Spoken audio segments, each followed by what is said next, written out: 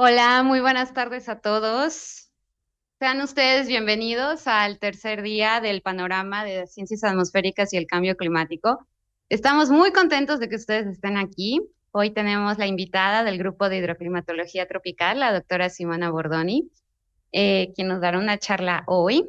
Pero primero tengo que darles algunas indicaciones como avisos parroquiales. Por favor, cuando tengan preguntas, que sea hasta el final de la charla, acuérdense de ocupar el micrófono porque este es un evento que se está transmitiendo en Facebook y en YouTube. Y pues dejemos que la doctora Simona realice toda su presentación y todas las preguntas hasta el final. Y cuando hagan las preguntas, pues pueden hacerlo en español, en inglés, no se sientan tímidos, nos encantan las preguntas. Entonces, pues tienen que esperar un momentito si lo hacen en español porque hay que esperar a que el traductor le dé pues la traducción del español al inglés a la doctora Simona. Entonces, bueno, listo con los avisos parroquiales. Voy a leer ahora la semblanza de la doctora Simona. Y la doctora Simona Bordoni estudió física de la Universidad de Roma en 1996, obtuvo su doctorado en ciencias atmosféricas en la Universidad de California en Los Ángeles en el 2007 y ese mismo año fue becaria postdoctoral en Caltech. Después realizó otro postdoctorado en el Centro Nacional de Investigación Atmosférica, ENCAR, por sus siglas en inglés.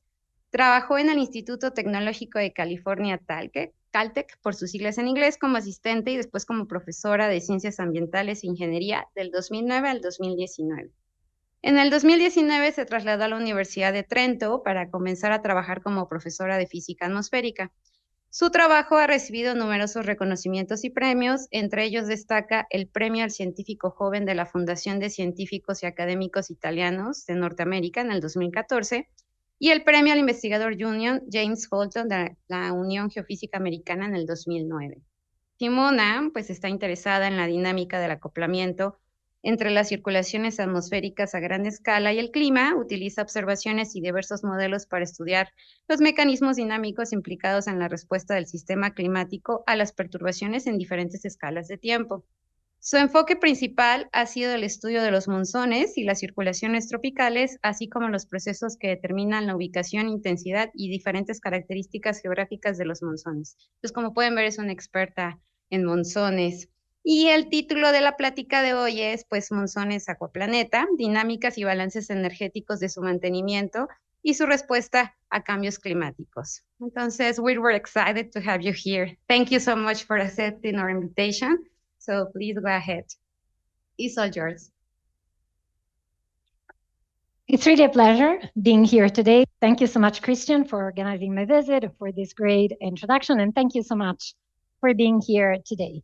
So for today's talk, I decided to present a line of research I've been working on since my last couple of years of my PhD work. So it's been many years.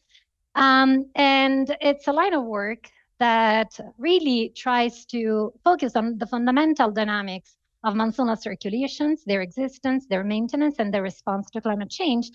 And I will try to convince you that a very useful tool to study monsoons lies in, surprisingly, in simulations that lack any lengthy contrast, traditionally considered the fundamental driver of monsoonal circulation. So I do note that my title is a mouthful, but I hope that it will become more clear when I'm done with this presentation. And of course, I have to acknowledge many of my collaborators, including Tapio Schneider, who was a mentor, starting from my PhD, and then several other collaborators, PhD students, and David Battisti at the University of Washington. So I thought I would start from some very basic definitions so that we are all on the same page. And I would like to start by showing you a very familiar map of the distribution of the annually averaged precipitation on the surface of our planet. As we all know, intense precipitation is primarily concentrated at tropical latitudes and is primarily concentrated over the oceans, where precipitation is organized in bands that are narrow in latitude but extended in longitude. And we talk about these features as intertropical convergence zones, or ITCZ for brevity. We see that there is plentiful rainfall over the tropical and subtropical continents as well, but we will see that those are primarily the imprint on the annual average of strong annual cycles of precipitation associated with monsoons.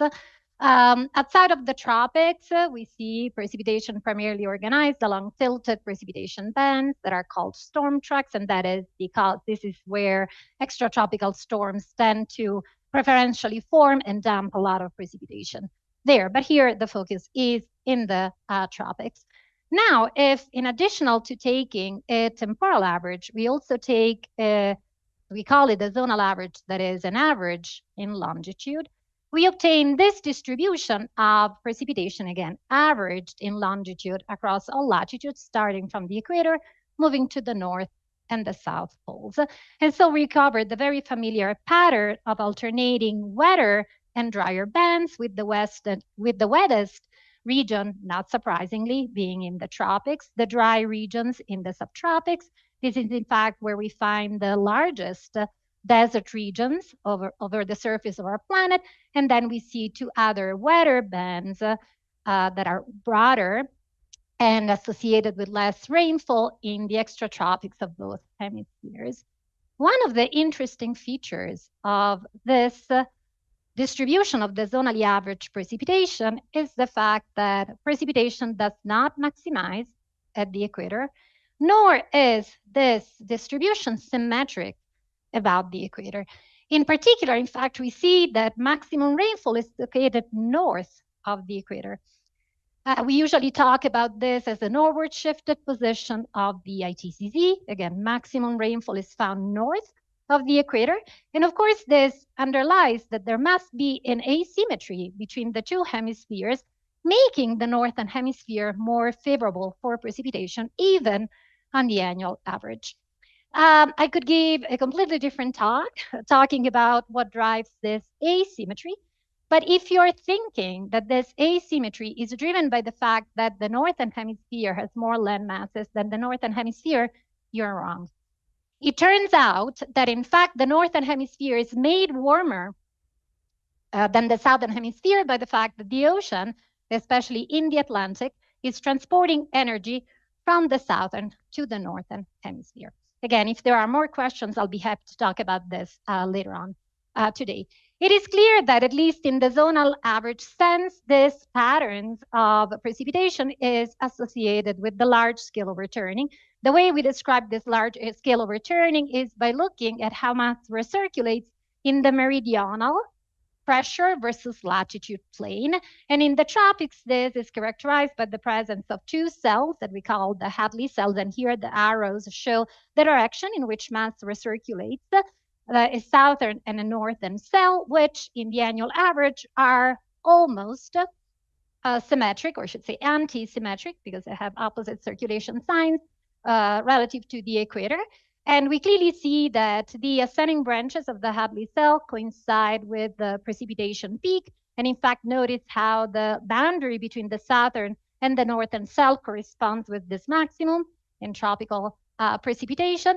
And then the desert dry regions are under the influence of the subsiding branch of the Hadley circulation. And so this is to say that the Hadley cells really play a vital role in controlling important aspects of the hydrological cycle of our planet.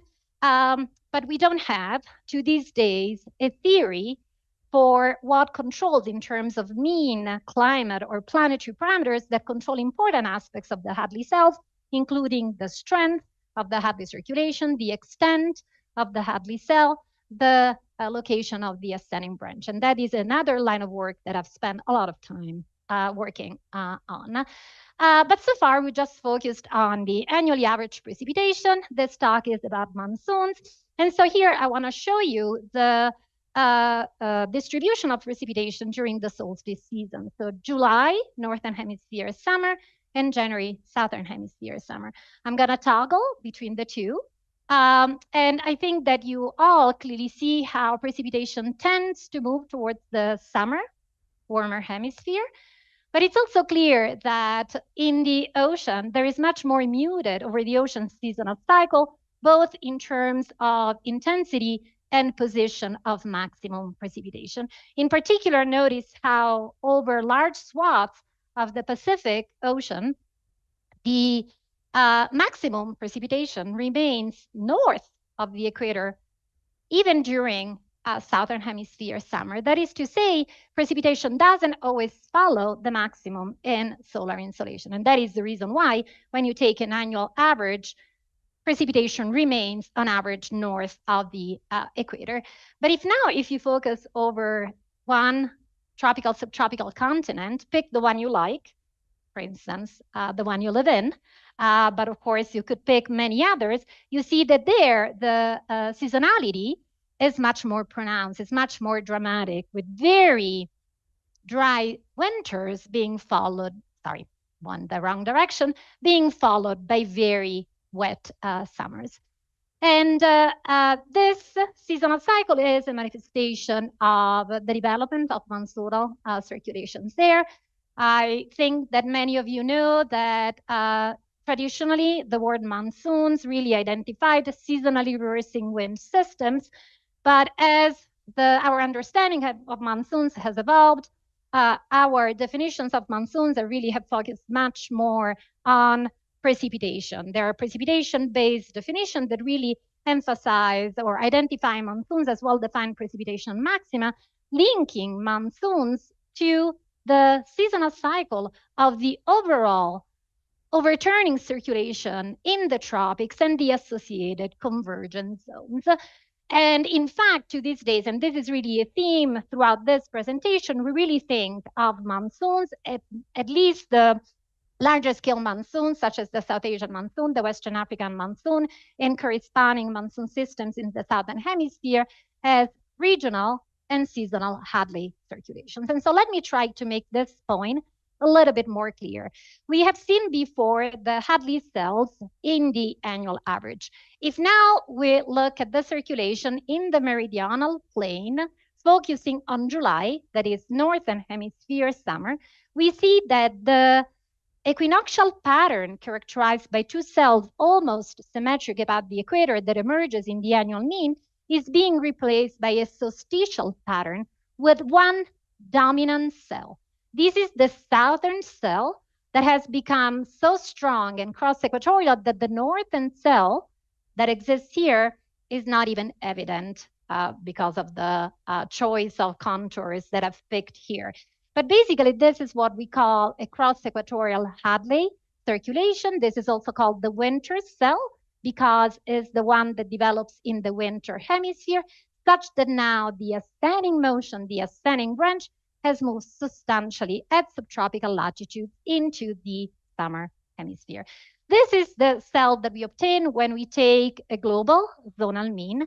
If now we do the same, but instead of averaging over all of the 360 degrees of longitude, we just focus over the longitudes of the Asian monsoon, which is in fact, this is the Indian monsoon, the South Asian monsoon, which is the most dramatic and largest scale of all monsoon systems.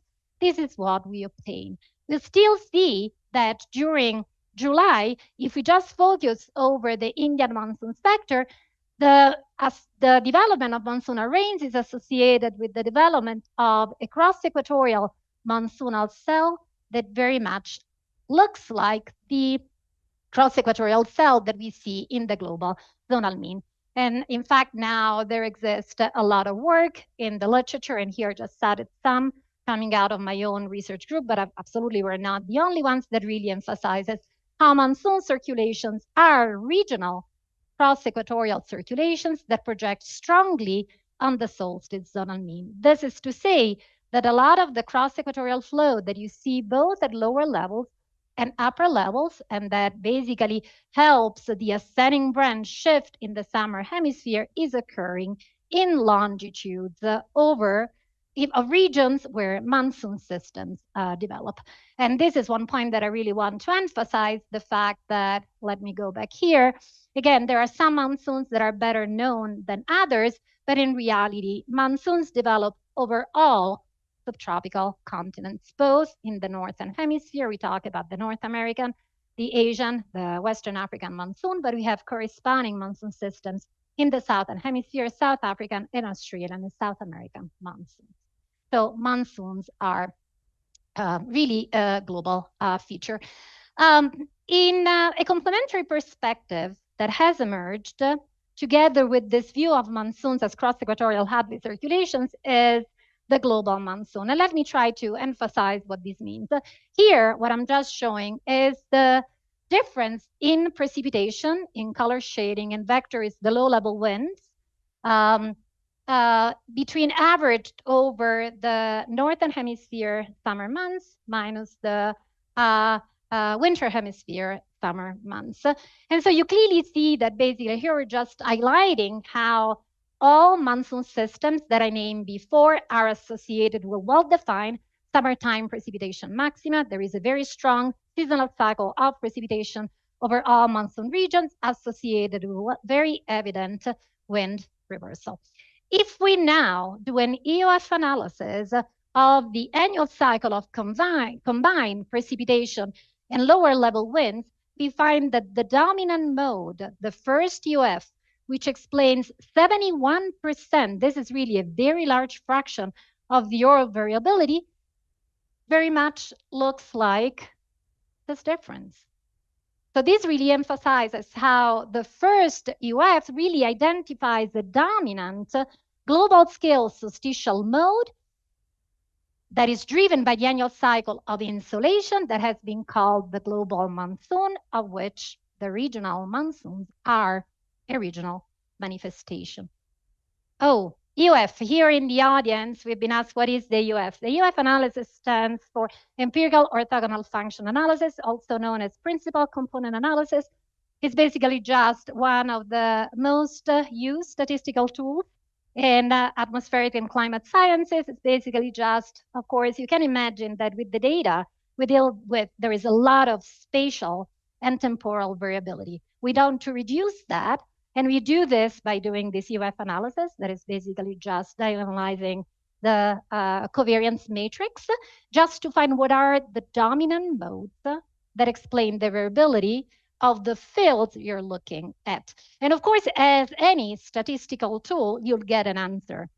Of course, you also want to relate that answer to some physical mechanisms, and that is why I have shown this comparison. This is the outcome of this statistical analysis, but it very much looks like this Northern Hemisphere minus Southern Hemisphere summer difference in precipitation and associated circulation patterns. This is really to emphasize how the regional monsoons are really just the most dominant response of how precipitation and the associated low-level wind circulation responds to the seasonal cycle of the insolation forcing.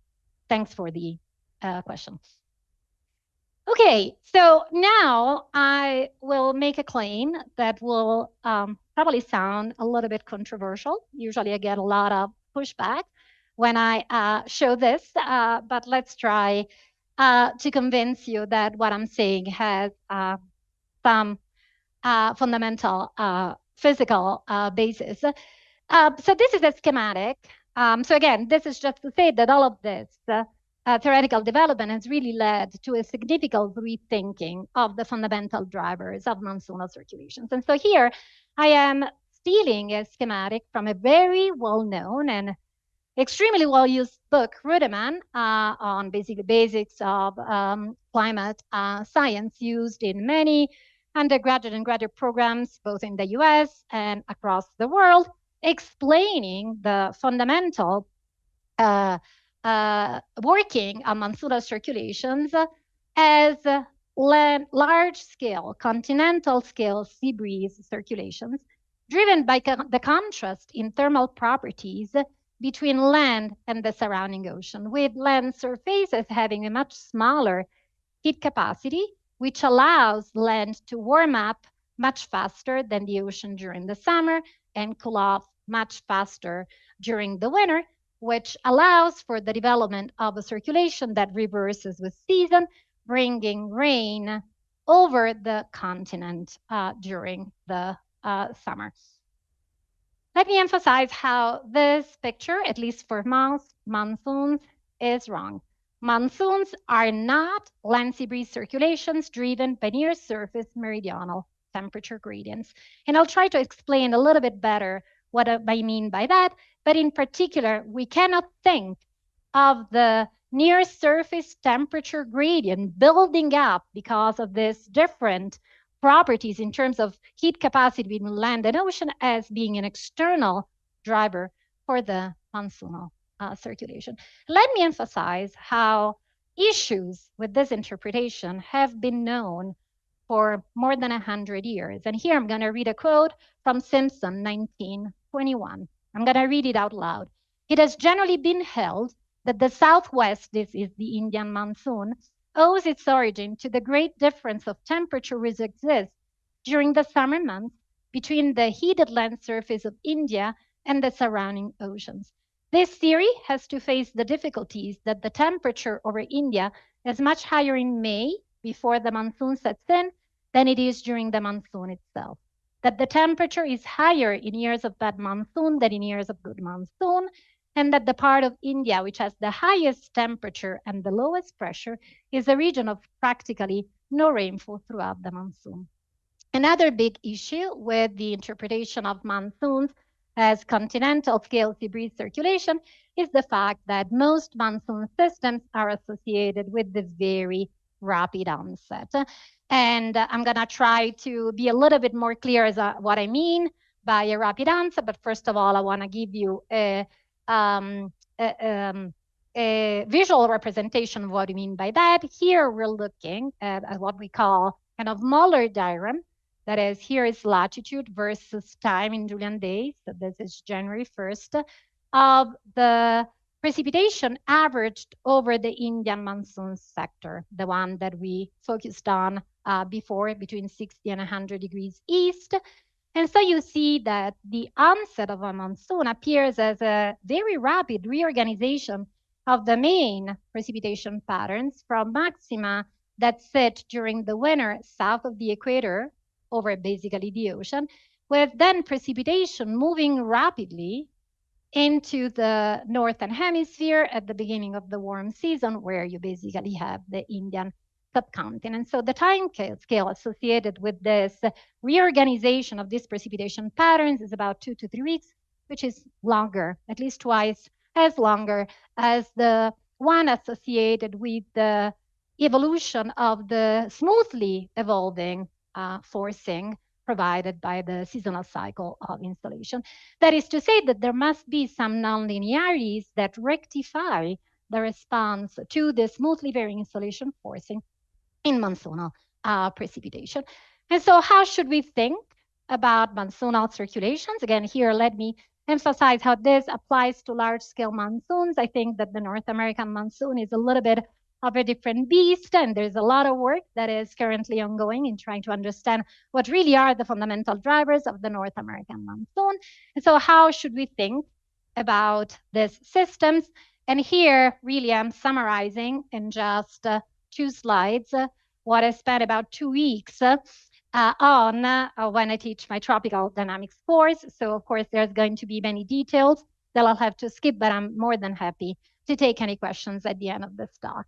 So, as I mentioned, we think now as monsoons as regional, that is confined over certain longitudinal sectors, cross-equatorial Hadley circulation. And so as part of the large-scale tropical overturning, monsoons participate to the large-scale budgets of energy, moisture, and momentum. And in particular, exactly in the same way in which the Hadley circulations exist, because it wants to transport energy from the regional maximum net energy input or maximum installation in the tropics to the higher latitudes where we have energy deficits. Monsoon exists because they want to transport energy from the hemisphere that is receiving more energy, that is the summer hemisphere, to the hemisphere that is receiving less energy, which is the winter hemisphere.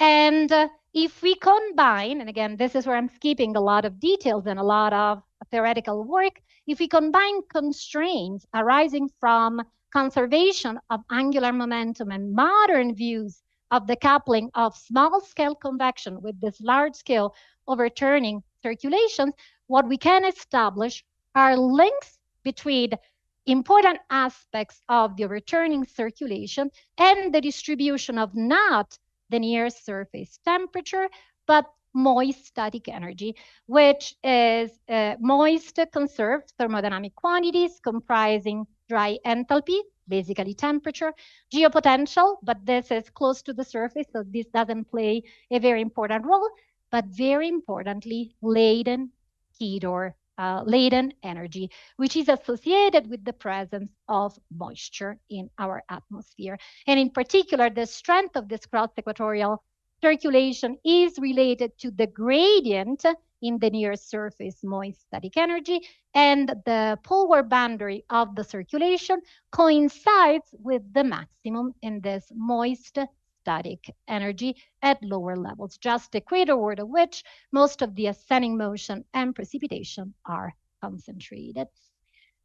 Okay, but again, I'm happy to take questions now or at the end of the talk to maybe clarify some of these important points. But here, the important point that I really want to emphasize is that, and we will see that this will come out as a key ingredient for the rest of the talk, latent energy associated with the presence of moisture is as, if not more important in terms of a spatial distribution than the temperature distribution. Of course, there is a fundamental coupling between these patterns, the distribution of the low-level moist static energy and the circulation that develops. Okay, but that said, maybe one question that has come to your mind is the fact that maybe we have to rethink about the role that the land sea contrast play in monsoons, but it is true that over the continents is where we see this migrations of the convergence zones in the tropics that are more extreme. We know that how there is this difference between a more muted seasonal cycle of precipitation over the ocean than what we see over land. So land still must play a role. And so what is the role that land plays in the development of the monsoon? And so we decided to phrase the question a little bit differently, and this dates back to many years ago, by, again,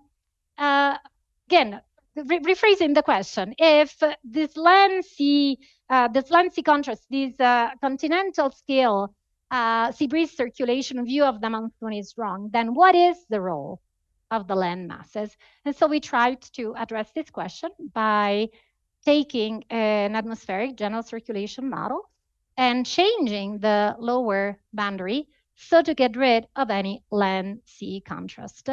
And so the lower boundary in the simulations that I'm going to show you is represented by just a slab of ocean with a prescribed depth. We can change that depth.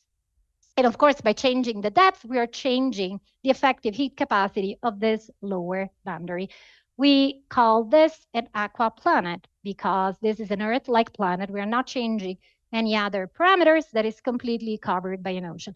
Let me emphasize how in the simulations that I'm going to show you here, there is no dynamical coupling between the atmosphere and the ocean. The ocean is passive in terms there is no ocean circulation, but we do take into account a thermodynamic coupling. That is, we do not prescribe the sea surface temperatures. The sea surface temperatures evolve following the imposed seasonal cycle of the insolation according to the surface energy budget. And also, sorry, this is a little bit misleading in the sense that, of course, we still keep an obliquity, which is equal to present day obliquity, so that we have a seasonal cycle. But here, I want to emphasize that there is no other asymmetry between longitudes nor between hemispheres. Okay, so now I'm going to show you the results of two different simulations that we have performed in this AQUAPLANET simulation in the configuration. Of course, we performed many others, but I just want to focus on two.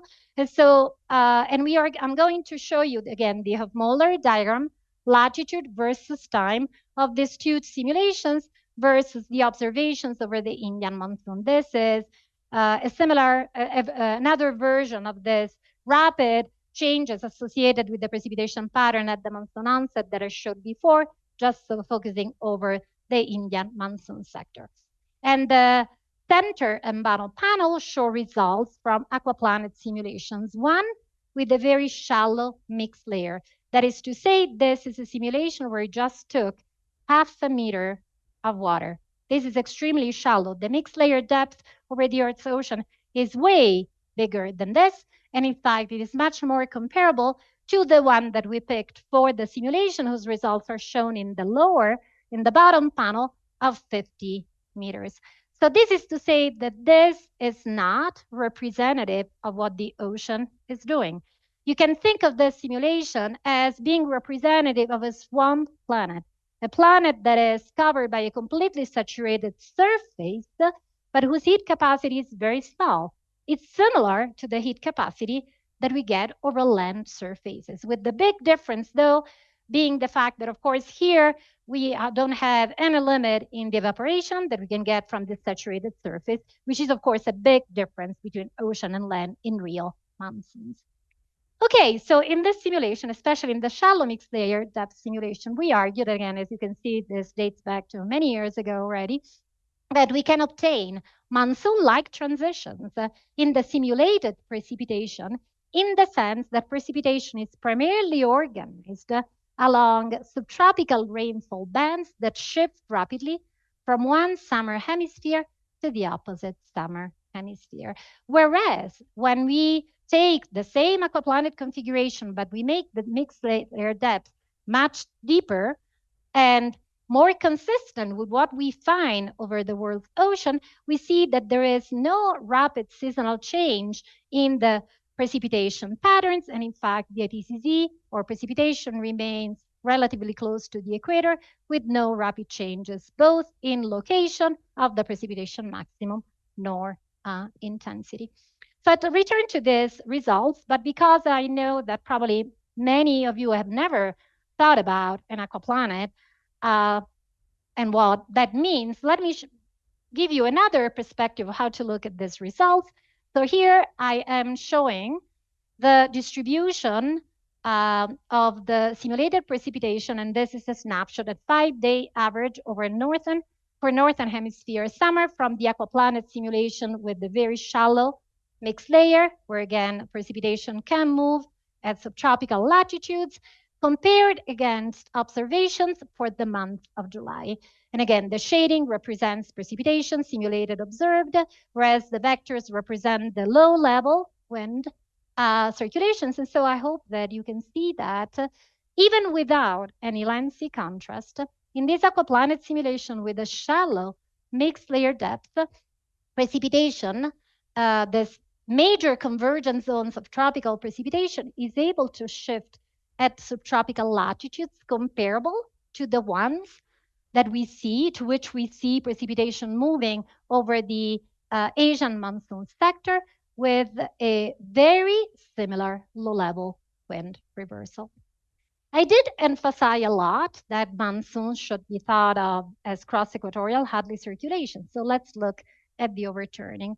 And this is, again, I think the same, well, maybe not the same time, but I think it's a 20-day average, so a little bit longer average during northern hemisphere summer for the shallow mixed layer depth simulation. And this is what the overturning looks like. And notice how the shift of the main precipitation zone at subtropical latitudes in the northern hemisphere during northern hemisphere summer is associated with the development of a cross-equatorial Hadley cell that is not different or very different from the one that we see over the Indian monsoon region. Of course, here, longitude doesn't really have a meaning because there's no longitude differences due to the distribution of continents, different SST patterns. Of course, this is a global overturning Hadley circulation. There is another aspect that I really want to emphasize, and this is what is shown here. So here, the blue represents the distribution of the zonally averaged precipitation. Again, notice how the precipitation maximum coincides with the ascending branch of this cross-equatorial Hadley circulation. But the red curves represents the distribution of this moist static energy quantity that I emphasize as being so important for constraining important features of monsoonal and Hadley circulations. And notice how consistent with theoretical expectations, the poleward branch of this cross-equatorial circulation coincides with this subtropical maximum in moist static energy, just equatorward of which the most maximum rainfall is found. Let me emphasize how over an aquaplanet, because again, this is a completely saturated surface, temperature and moisture go together. So this distribution of the low-level moist static energy is basically very similar to the distribution of temperature that you would get. And so this is what we call the reverse meridional temperature or moist static energy gradient, and that is because we are used to temperatures and moisture maximizing close to the equator over the oceans. And this is reversed because, in fact, you see that temperatures, instead of decreasing, or moist static energy, increase as we move to subtropical latitudes. Let me emphasize how the establishment of a reverse meridional temperature gradient is really considered one of the hallmarks of the development of the onset of the Indian monsoon, and is usually attributed to the presence of a continent that north of the equator at subtropical latitudes can warm up relative to the equatorial ocean. And notice how this reverse meridional temperature gradient develops in this aquaplanet simulation without any land-sea contrast, even in the absence of any continent, let alone topography. So this is really to emphasize how there is something fundamental about the coupling between the atmospheric circulation and the lower level temperature and moist static energy that, again, is more fundamental, goes beyond the presence of land-sea contrast. Okay, so what is therefore the role of the land masses? Again, notice how, let me maybe go back to this slide here in these aquaplanet simulations, we can simulate monsoon-like transitions in the precipitation and circulation patterns only when we take a very shallow mixed layer. And so here, what we wanted to emphasize is that therefore, the role that land plays in real monsoon systems is not that of building up land-sea contrast or warming up relative to the surrounding ocean, but to provide a surface with low enough thermal inertia to allow for rapid shifts, rapid changes in response to the insolation pattern of temperature and moist static energy, so that this cross-equatorial circulation can really become strongly, significantly cross-equatorial, such that the ascending branch can move enough far off the equator to reach subtropical latitude. So you need land because it has a small enough heat capacity, but you don't need it so that it builds land-sea contrast. That is to say, if our planet were indeed covered by a swamp, it would have a global monsoon. Regional manifestations of the monsoons are exactly the fact that land and the continents provide the conditions for this regional cross-equatorial circulations to reach the subtropics. So I have to claim ownership on performing aquaplanet simulations to study monsoons. I cannot say that it really became very popular, but of course other people have tested these results with different models and have confirmed these different results. And in particular, one point that I want to emphasize is the results by Guillen et al. 2019, who performed aquaplanet simulations with different mixed layer depths, different planetary rotation rates. And basically here, I don't want to confuse you too much, but basically here, what I'm showing is the different results from different aquaplanet simulations. You can think of this being results with different mixed layer depths. This is basically the very shallow mixed layer depth that I showed you. The other lines are increasing mixed layer depths. And here, what is shown is the ITCZ migration rate. That is the rate at which the main convergence zone migrates off the equator as a function of the ITCZ latitude. And I hope that you can all see that basically the migration rate becomes the largest if you're able to push the ITCZ forward than 7 degrees of latitude. If your circulation, because of the lower boundary, can reach 7 degrees of latitude, it doesn't want to stay there. It migrates very rapidly away from that position and becomes even more cross-equatorial. And I'm more than happy later on to discuss a little bit of more the mechanisms implicated with this rapid migration past this critical latitude.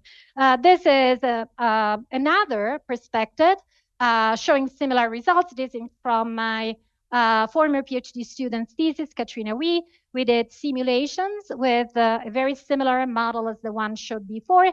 But now we put a continent in the northern hemisphere. And here, continent is just a region with smaller heat capacity. The ocean has a larger heat capacity. And here, these are different simulations where we moved the continent southward boundary in the northern hemisphere further forward. And I hope that you can see that, again, monsoon-like transitions in the tropical precipitation and associated circulations can only occur if your continent, that is your region of low heat capacity, reaches tropical and subtropical latitudes. Given that this is somewhat more complicated, and I think I'm running a little bit out of time, I will skip this next 2 slides. But the one important aspect that I want to emphasize is that what's important about the circulation reaching a subtropical latitude is basically once the circulation starts becoming cross-equatorial, there are nonlinear mechanisms that kick in and that allow for the circulation to strengthen and expand rapidly. So here our argument is that we can divide the overturning circulation associated ascending motions and convergence zones into different regimes. The ITCZ, where things remain closer to the equator and everything is a little bit more linear, and instead the monsoon regime, where the circulation becomes more significantly cross-equatorial, the ascending branch moves at latitudes further off the equator, and this is a non-linear regime. There are non-linear mechanisms that kick in that, again, allow for this rapid response, this rectification of the very smooth seasonal insolation cycle. So let me here, because I've been talking only basically about AQUAPLANET and very idealized simulations, let me tell you a little bit about what the implications are for real monsoons of all of this theoretical work. So as I mentioned, monsoons cannot be thought of as large-scale sea breeze circulations driven by contrast in thermal properties between the land and the ocean. Monsoons are intimately connected to the tropical overturning. As regional Hadley circulations, they need to satisfy large-scale constraints implicated by the energy and angular momentum budgets. Monsoons and oceanic ITCZs are a manifestation of the ascending branches of regional Hadley cells.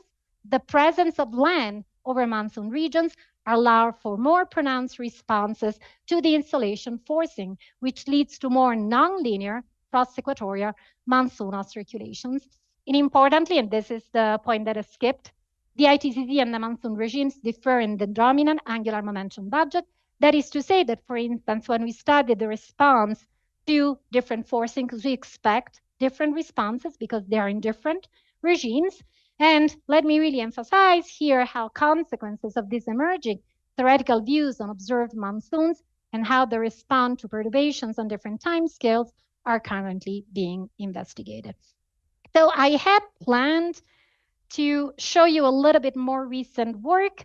I'll try to condense it maybe in 5 minutes. Let's see if I manage. I probably won't be able to give you the entire story, but I really want to emphasize how these AQUAPLANET simulations also provide some insight into the response of monsoons, for instance, to anthropogenic climate change.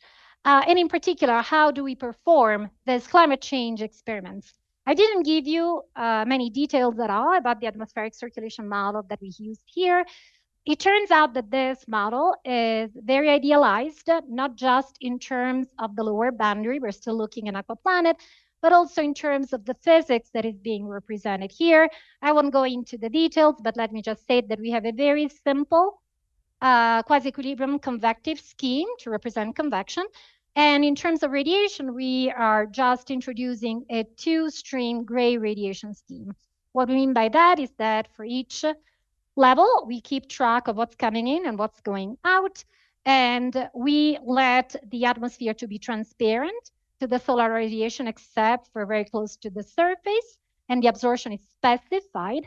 And then in terms of the absorptivity in the long wave, again, we prescribe an optical depth, which is both a function of height as a function of latitude. That is to say, the optical opacity in the long wave is prescribed, for instance, is not coupled to the humidity. So certain feedbacks, such as the water vapor feedback, are not present in this model. But the nice thing about this model is it's very inexpensive. We can run a lot of simulations very, very quickly, so we can explore the response of monsoons over a large parameter space. And here I'm just showing you results in which, starting from present day climate with a global mean of about 288 Kelvin, a bit warmer, but not much, from present day climate, just by scaling the prescribed optical depth by a factor, we can create climates that go from much colder to much warmer than present day climate. And this is a much broader range of climates that usually you can explore with more comprehensive general circulation models. Here I'm showing you how the global mean precipitation increases as you increase the global mean surface temperature. Each of these dots are the different simulations shown here. Again, you see that, not surprisingly, global mean precipitation increases as the climate becomes warmer. We're interested in monsoons here. And so here I'm showing the seasonal cycle of precipitation going from the coldest to the warmest climate. This is present day climate. And here the solid line is a measure of maximum, or the location of the maximum precipitation, or the ITCZ. And so I think that if you have a good eye, you can see that as we warm the climate, well, precipitation increases, not surprisingly. The location of maximum precipitation shifts further poleward, and the onset of the monsoon, here again defined as when the subtropical, basically where the main precipitation band shifts from one summer hemisphere to the opposite hemisphere. So maybe already by eye you can see that the onset of the monsoon is progressively delayed as the climate is warm. So this is a summary of what I just said.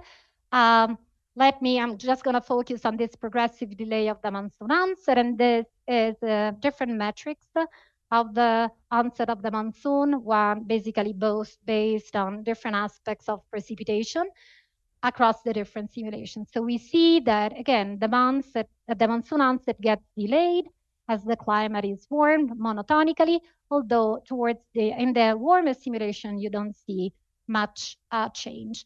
One might think, well, but we're living in an aquaplanet world. Why would this be relevant for real monsoons?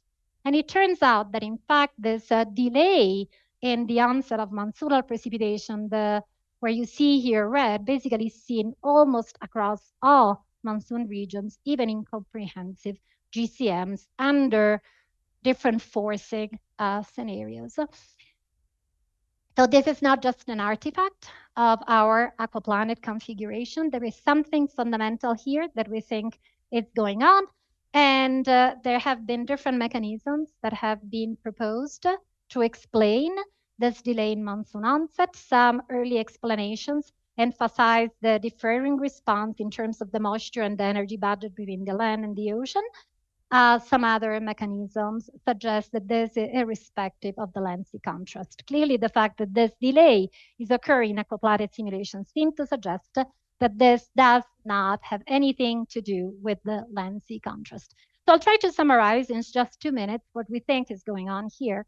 And that is where the reference to the energetics of monsoonal circulation comes into play. We're going to use the energetic framework, which is a framework that has been used extensively in the past 15 years or so to explain many different aspects of Hadley's cell, the position of the ITCZ, even understanding why on the global average the ITCZ shifted north of the equator. And again, views the tropical rainfall bands as embedded within the ascending branch of circulations, Hadley circulations, that export moist static energy away from their ascending branches in regions of maximum net energy input. As I mentioned, I said that Hadley circulations, monsoonal circulations exist because they want to take energy from where you have more energy to remote regions. And usually, again, their ascending branches coincide with the region of maximum net energy input, how energy enters the atmospheric column from the top and from the bottom. There's many different aspects of this framework that, again, have provided some insights into, again, the position of the ITCZ, the response to different perturbations. But in general, all of this framework emphasizes how changes in the net energy input are immediately met by changes in the export of energy by the atmospheric circulation. It turns out that when you go to very warm climates, there is another part of the energy budget that we need to take into account. And this is the energy that can be stored in an atmospheric column.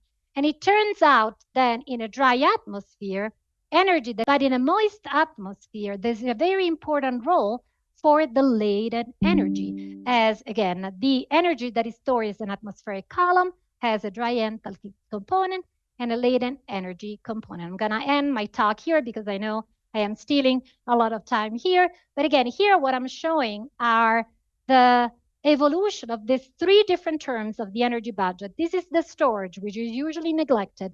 This is the export of moist static energy by the circulation. And this is the net energy input. So net energy input, atmospheric energy, flux divergence, and atmospheric energy storage. And I'm showing the evolution through the seasonal cycle of the three different terms across the simulations color-coded from the coldest to the warmest. And I hope that you can see that while in the colder climate, changes in the net energy input are immediately met by changes in the export of energy by the atmospheric circulation, that is not the case in the warmest simulation. And that is because as the climate is being warm, because moisture through the Clausius-Clapeyron relationship is strong function of temperature, more energy can be stored in an atmospheric column, which means that the atmospheric circulation doesn't need to respond right away. That energy is stored in an atmospheric column, and only later through the course of the seasonal cycle, as the storage decreases, do we see changes in the atmospheric circulation. That is to say, again, when we think about this picture of the cross-equatorial circulation, the distribution of the insolation is creating an asymmetry between the northern or the summer and the winter hemisphere in the coldest climate, which is basically where you have less moisture. Those changes need to be immediately met by changes in atmospheric circulation, which therefore shifts its ITCZ in the summer hemisphere. As you warm the climate, a lot of that energy is stored in the atmospheric column, and therefore the atmospheric circulation doesn't need to do any job. And it's only later in the seasonal cycle that will shift its ascending branch, and with it the associated precipitation pattern in the summer hemisphere. So let me skip a few slides here and let me just show a summary. I know that I went very quickly through this part. Ideas AQUAPLANET simulations show a robust delay in monsoon onset with warming, which is consistent with projections based on more complex climate models. And this delay is due to an increase in the energy stored in an atmospheric column through an increase in its latent energy component, which compensates for any change in net energy input, requiring little change in the circulation. I didn't have time to go through this, but importantly, this mechanism acts irrespective of lensy contrast, and I think that it really provides us with a framework to really look at the behavior in different monsoon systems in more complex simulations. And so let me here summarize, we add some more concluding remarks. Studying monsoons of our planet is fun and reveals fundamental constraints dictated by large-scale budgets. These constraints provide insight into the response of aquaplanet monsoons with warming that might also be relevant for observed monsoons, and a lot of more work is needed. Thank you.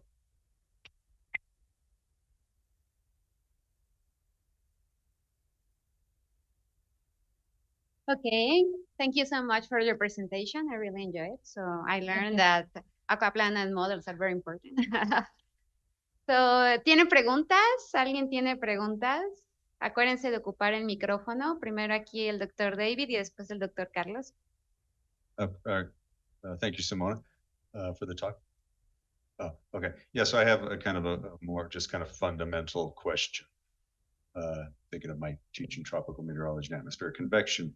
Is the Hadley cell a result of deep atmospheric convection? And by that, I mean the actual clouds growing very strong vertical velocities over very small areas, thinking quasi-equilibrium type ideas.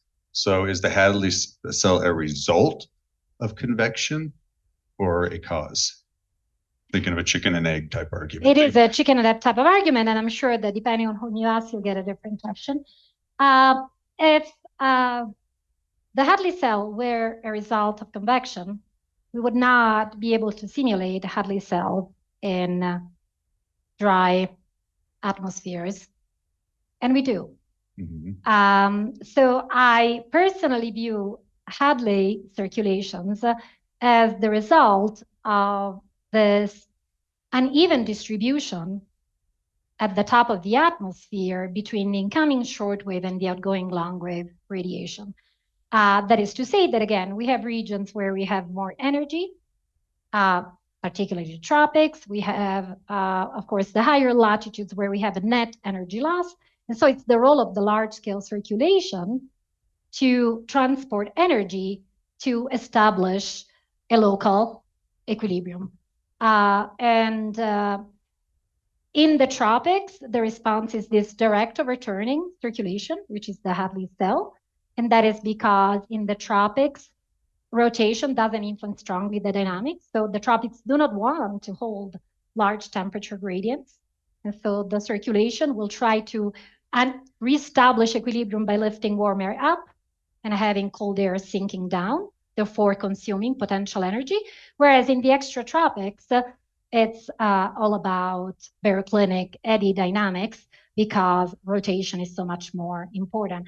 The way I usually teach it to my students, think about a very simple two-layer system where you have a denser, colder layer sitting below a warmer and lighter fluid. And so what radiation wants to do, it wants to create temperature or density gradients. It wants to basically, relative to horizontal, a flat interface would want to steepen that interface, which is something that without any rotation, you could never maintain, right? Mm-hmm. A gradient in temperature, a gradient in density. And so that is exactly how the tropical circulation responds. It's basically recreating a flat interface by pulling warm air up, which is the top fluid, and bringing cold air down. And this is actually irrespective of convection. Then, of course, convection is important. And so convection does alter properties of the Hadley circulation. So for instance, if you were to compare a dry versus a moist Hadley cell, you of course have to take into account the fact that what moist convection does, it basically wants to maintain your temperature profile close to a moist adiabat, so it's changing the stratification. And in fact, because the stratification in the tropics is smaller, it turns out that Hadley cells need to do way more work, need to overturn way more strongly than what dry Hadley cell would do to transport the same amount of energy. We'll continue with this conversation. Yes, later. Hours. Hours, yes. But of course, let me emphasize how time scales and spatial scale here are very important. We will talk about this for hours on end. Yes, I know. Thank you very much. Yeah, here. Yes. Thank you. Well, my first comment is about how much juice we can extract from very simple models in terms of this complicated dynamics of the atmosphere. Sure. This is one comment. The other one is that in your AQUAPLANET model, what happens with the summer of the southern hemisphere? I think that they are a reflection one of the other. This has to be symmetric because you have everything symmetric there. You know? Yes. And the third is that most important forcings of the climate in this aquaplanet, the most important source is the sun. It's just it's practically radiation and whatever you adjust in terms of capacity, heat capacity of the surface of the liquid. So how do the southern hemisphere looks during the summer? Yes. During summer. Okay, so let me first of all try to answer all of your comments. How much juice do we get out of this more idealized models? It turns out that most of our theoretical advances are based on very simple models. The system is very complex, and of course, a lot of work these days is invested on developing more comprehensive models that include more and more feedbacks. The first climate models were atmospheric only models, and now we talk about Earth system models that also take into account biogeochemical processes. And again, let me emphasize how all of these processes are poorly understood when taken alone, let alone when you couple with other not very understood processes. So I am very much in favor of the combined use of comprehensive models and more idealized models that by stripping out the things that you think are not important really allow you to focus on the fundamentals. And then, of course, the interesting question is, to what extent do the processes that you highlight in the simple models, to what extent do they still apply when, of course, you both look at the observations or more comprehensive models? And that is, of course, a lot of the motivation for a lot of the work that we do in my group. Regarding your question about the southern hemisphere, as you said, there is no difference between the two hemispheres. So it is exactly the same. You just have to make everything anti-symmetric about the equator. The one thing that maybe I can use these very simple simulations to emphasize here relative to observations. Again, this is the Indian monsoon sector. Let me go back. So the Indian monsoon sector is interesting because it is, again, here I'm focusing basically on this longitude range. So here you have that the southern hemisphere is completely covered by an ocean. The land mass is north of the equator. It turns out that the ocean is also helping you over the Bay of Bengal at around the time of the monsoon onset, because mixed layers become very shallow. So here it's not just the fact that the land is providing the surface with very small heat capacity, but the ocean also very shallow mixed layers before monsoon onset. So there is really a region that allows for this rapid migration of the ITCZ, and in fact, maximum precipitation is over the Bay of Bengal. But the one thing, going back to our simulations, with some maybe fantasy, if you squeeze your eyes, maybe you can see that what happens over the Indian monsoon sector, these are the observations, can be thought of as a superposition of the shallow and the deeper mixed layer depth simulation, with the shallow mixed layer depth capturing more closely what happens over the northern hemisphere, where you do have the land mass, and the deeper mixed layer depth simulation capturing more closely what happens over the southern hemisphere, where we have the ocean. And then I forgot the third remark. Sorry, apologize. You had another one, but I forgot. I think I forgot it myself. So it was about the forcing.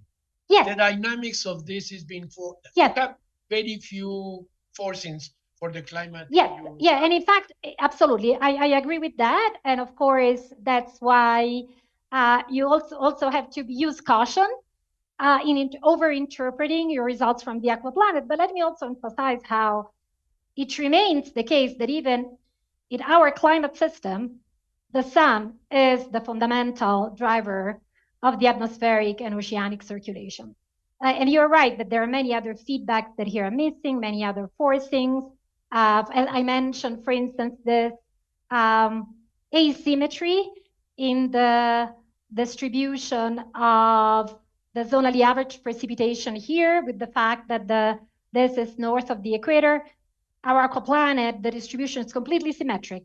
above the equator. In fact, in our simulations, the maximum precipitation does not sit on the equator, but you have two peaks that are of equal magnitude on either side of the equator. And exactly what pushes the propensity in models and in real life to shift between a single and a double IPCC is something that we're also working on extensively, because models have a tendency to produce double IPCCs for reasons that are still not completely understood. Okay, muchas gracias, Dr. Arturo. Thank you.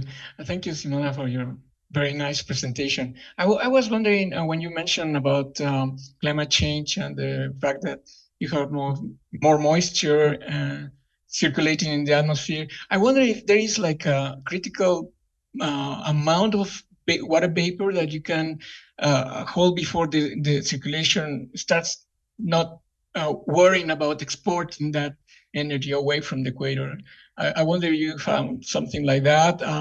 Yeah, so I did not. Well, let me try to answer in two different ways. In this simulations, what we see seems to be a little bit of the limit, is the fact, and that is where, again, this is the part that I was quite able to show. We did some analysis, but then we went back to using a very simple energy balance model. And this is a model that has been used before, Barsulian, Battisti, Cronin, and Emanuel, where basically you have a coupled system. This is an equation that represents changes in the atmospheric temperature. This is the equation for the surface. So this is the atmospheric heat capacity. This is the surface heat capacity. And here you are thinking about no forcing. So radiated convective equilibrium, there is no solar installation. This is a very simple way to represent the coupling through surface latent and sensible heat fluxes between the surface and the atmosphere. And this is the linearized form of the Stefan-Boltzmann law. Just radiation, and B here represents the inverse of a climate sensitivity. And so again, here, this is the atmospheric heat capacity, the change as a function of with the atmospheric temperature of the energy that is stored in the atmospheric column. And so what limits, again, what we found, we were intrigued by the fact that, again, in the warmest simulations here, you see an almost linear increase in the timing of monsoon onset with the surface temperature, but then in the warmest simulation, it kind of saturates. And so we were wondering why. And so let me just emphasize that if you study this model, you find that there's a relevant time scale. That is the time scales to which adjust to equilibrium. And this is determined by the sum of the surface and atmospheric heat capacity, and this inverse of, and the climate sensitivity, basically. And so basically, and this turns out that when you now impose a seasonally varying forcing, the relative magnitude of the time scale of the forcing and the inertial time scale, of course, plays a role. And basically, when the time scale of the forcing is much smaller than the inertial time scale, the system adjusts immediately. Whereas when the time scale of the forcing becomes, when the time scale of the forcing becomes, sorry, I said it, yeah. So the time scale of the, when the time, so in the inertial, the time scale of the forcing, the time, oh my goodness. So this is the seasonal time scale. So the time scale of the forcing to the thermal inertial time scale. When this parameter becomes really large, because the lag between the response and the seasonal duration of the forcing is small, basically the two are in phase. Whereas where the inertial time scale becomes very large, basically the system doesn't keep up with the forcing, takes too long to adjust. At one point, the two signals at most can become in quadrature. And then there is no more change in the time scale. But going back to your question about, is there a critical, so other things that we have done with this model, we have looked at, for instance, Earth-like planetary atmospheres by changing the obliquity. And so there it turns out that this latent heat storage becomes extremely important to govern the moisture budget, and so the hydrological cycle over the poles as well. And so basically it turns out that I don't think there is any limit. If that grows large enough, you can store as much water as it is consistent, of course, with the Clausius-Clapeyron relationship. If you get too much at one point, the whole column becomes saturated. But then basically what happens is that as the temperature starts decreasing, that moisture needs to condense out and drains out. And so, for instance, we have these very interesting simulations where you get a little bit of convection during the summer because the pole becomes very hot when you have a very high obliquity, but then it rains a lot in the fall season because all of that moisture that you were able to store in an atmospheric column condenses out and drains locally. So there are a lot of interesting things associated with this moisture storage effect. Thank you. Okay, muchas gracias. Tenemos una pregunta por ahí. Adelante, doctor Jorge. Thank you. So you said the North American monsoon is a bit of a different beast. Yeah. And you also showed that the CIMIC models show this delay, but in the North American monsoon, they show this drying signal, which kind of is different.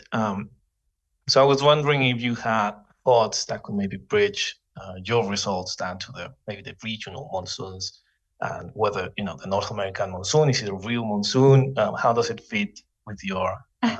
So the North American monsoon, so this is really, you should ask these questions really to Bill Booth. So I studied, I started, my interest on the monsoon started from the North American monsoon.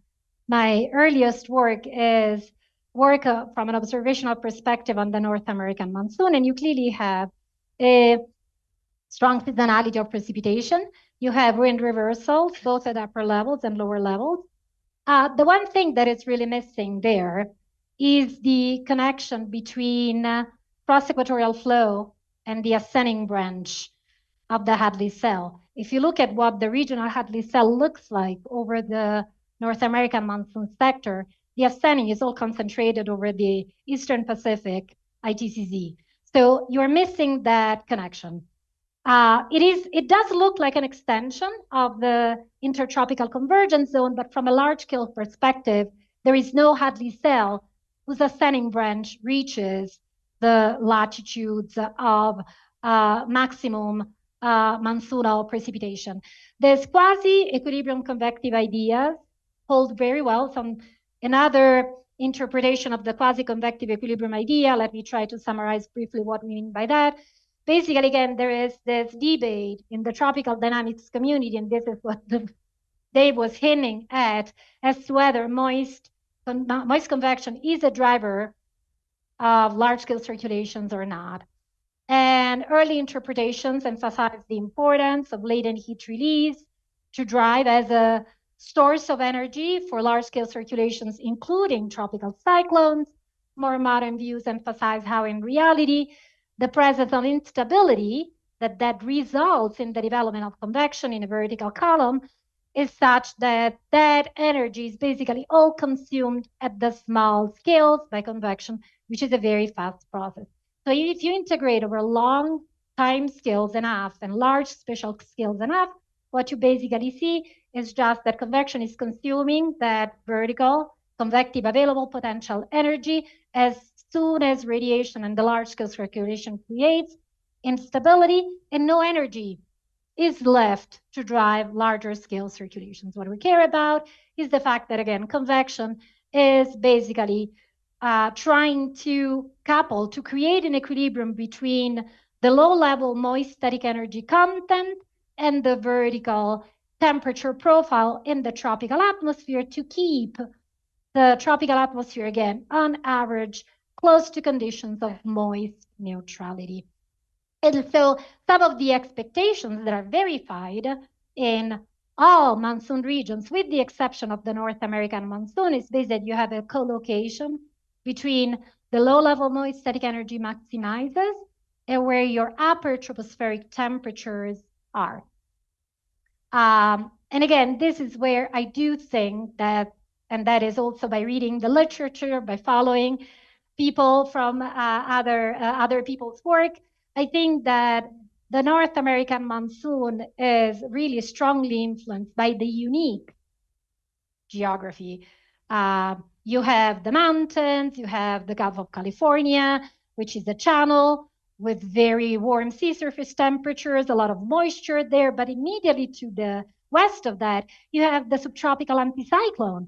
And this is unique. You don't see this in any other monsoon regions. And probably you know that there is a lot of debate as to whether the North American monsoon should really be viewed as a large-scale sea breeze circulation, whether it is a mechanical interaction between the westerly jet and the mountain range. So yeah, I think this is still very active area of research. Ok, muchas gracias. ¿Tenemos preguntas en Facebook o en YouTube? ¿No? No fueron tímidos entonces. Ok, bueno, démosle un aplauso a la doctora Simona. Thank you so much. Gracias. Thank you so much for all the questions and answers. We have some presents for you. Here we have a diploma. Thank you. And then we have a T-shirt. Thank you. Your university. Oh, very nice. And some candy. Oh, always very welcome. Thank you. Everybody who knows me know that I do have a sweet tooth. Thank you. Okay, so los esperamos acá afuera.